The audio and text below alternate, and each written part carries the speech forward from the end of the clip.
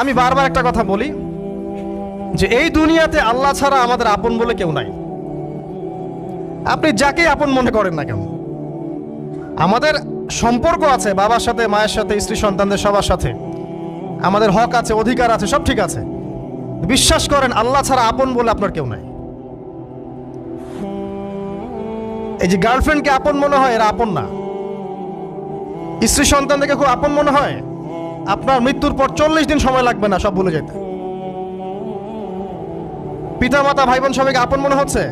পিতামাতার স্থান বাবা মার পরে, আল্লাহ রসুলের পরে, সেটা ঠিক আছে, তো আপন আল্লাহ ছাড়া তারা নন। আপনি তাদের মনোপুতভাবে নিজে প্রতিষ্ঠিত হতে পারবেন না, তারা আপনাকে চিনবে না। বলো সারাটা জীবন তোর পিছনে এত টাকা ঢাললাম, কি করলি? কিচ্ছু করতে পারলি না। আবার এখন যারা পিতামাতা হয়েছেন, সন্তানদেরকে আপন মনে হচ্ছে, দেখবেন এই সন্তানকে আপনি আপনার মনোপুতভাবে সম্পত্তি দিতে পারবেন না, ভরণ পোষণ দিতে পারবেন না। এই সন্তান বড় হয়ে আপনাকে বৃদ্ধাশ্রমে পাঠিয়ে দিতে পারে, নাউজুবিল্লাহ। অথবা আপনার সাথে এই সন্তানই খারাপ ব্যবহার করবে। আপন মনে হচ্ছে? আল্লাহ ছাড়া কেউ আপন না। আল্লাহ ছাড়া আপন কেউ না। আর আল্লাহ ছাড়া সত্যিকার অর্থে আপনাকে আমাকে ভালো কেউ বাসে না। শুধু আল্লাহই আপনাকে ভালোবাসেন। এটা আপনারা হারে হারে উপলব্ধি করবেন যত দিন যাবে ইনশাআল্লাহ। তাই শুধু সেই আল্লাহর জন্যই নিজেকে খালেস করে দেন, আর যার যার হক তাকে তাকে দিয়ে দেন। দুনিয়াতে শান্তিতে থাকার ফিলোসফি বলছি, philosophy of happiness in this হায়াতুদ দুনিয়া, সেটা হচ্ছে যার যার হক তাকে তাকে দিয়ে দেন, নিজের হক আল্লাহর কাছে চেয়ে নেন। আর দুনিয়াকে আপন মনে করবেন না, আল্লাহ ছাড়া কাউকে আপন মনে করবেন না। আপনি সুখে থাকবেন ইনশাআল্লাহ। দুনিয়ার দাসত্ব করবেন, আল্লাহ ছাড়া অন্য মানুষদেরকে আপন মনে করে নেবেন, দেখবেন আপনি পদে পদে কষ্ট পাবেন। কারো কাছে আশা করেন না, কষ্ট পাবেন না। আমি এই প্রসঙ্গে কথাগুলো বললাম যে দুনিয়াকে আপন মনে করতে নাই, আর আল্লাহকে আপন মনে করতে হয়। আল্লাহকে আপন মনে করলে তখন আমার উপর কিছু দায়িত্ব চলে আসে। কি দায়িত্ব? আল্লাহ আমাকে সৃষ্টি করেছেন, রিজিক দিয়েছেন, লালন পালন করছেন, বাঁচিয়ে রেখেছেন, তার হাতে আমার মৃত্যু, তার হাতে সবকিছু।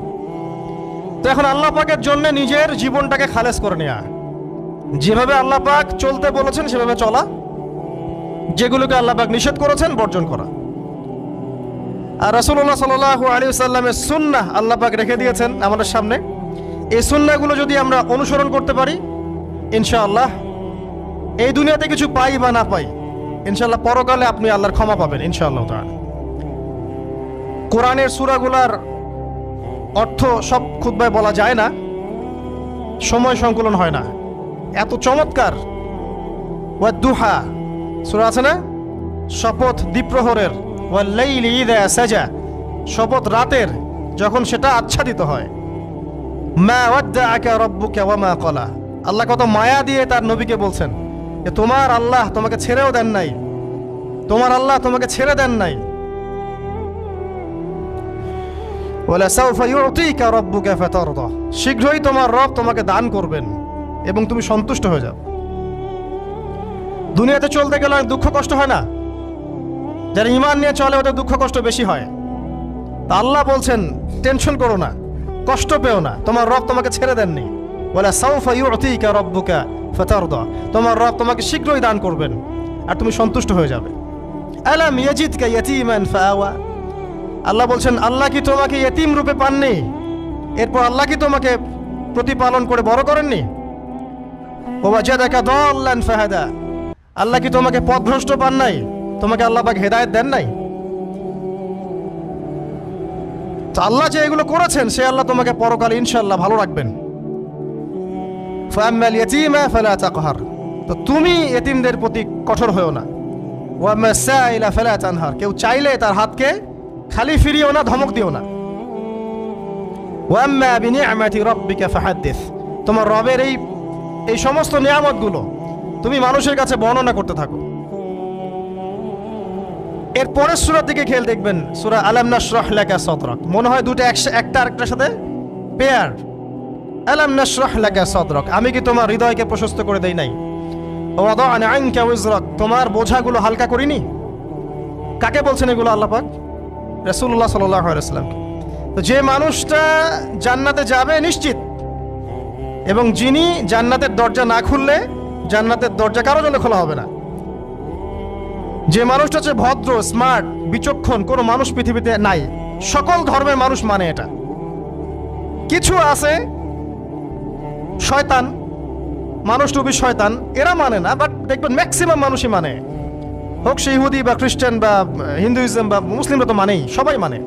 এই মুহাম্মদ সাল্লাল্লাহু আলাইহি ওয়াসাল্লামের মতো স্মার্ট, বিচক্ষণ, ভদ্র, সুচরিত্রের মানুষ পৃথিবীতে কোনোদিন আসেও নি, আসবেও না। তো সেই নবীর জীবনটা আপনি পড়ে দেখবেন, আর রাহিকুল মাখতুম বইটা, যে চড়াই আর উতরাই, খালি দুঃখ, কষ্ট, যন্ত্রণা, লাঞ্ছনা, কন্টিনিউয়াসলি। আমাদের নবী সাল্লাল্লাহু আলাইহি ওয়াসাল্লাম তো 1 মাস শান্তিতে ঘুমানো নাই নবী হওয়ার পরে। যখন তিনি মারা যান, ফাতিমা রাদিয়াল্লাহু আনহার কথা মনে আছে না? কানে কানে কি জানি বললেন। তখন আমাদের নবী একটা কথা বলেছিলেন, আমি এই বয়সে এসে কথাটা বুঝি, মাদ্রাসা লাইফে, ইউনিভার্সিটি লাইফে বুঝিনি।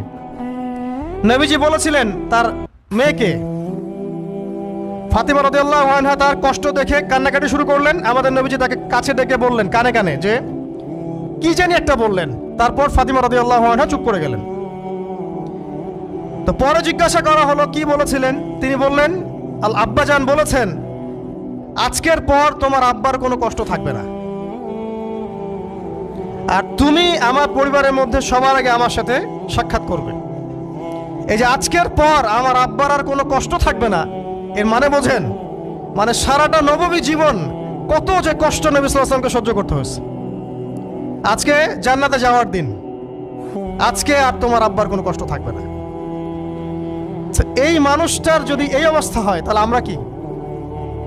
আল্লাহ পাক সেই মানুষটাকে এই সূরা দুটো শোনাচ্ছেন, আমি কি তোমাকে এতিম পাই নাই, তোমাকে পথভ্রষ্ট পাই নাই, হেদায়েত দেই নাই, ভরণ পোষণ করিনি, আমি আল্লাহ তোমাকে ছেড়ে দেই নাই, শীঘ্রই তোমাকে দান করব, হ্যাঁ, তোমার বোঝাকে আমি হালকা করিনি। ফাইন্না মাআল উসরি ইউসরা, ইন্না মাআল ইউসরি ইউসরা।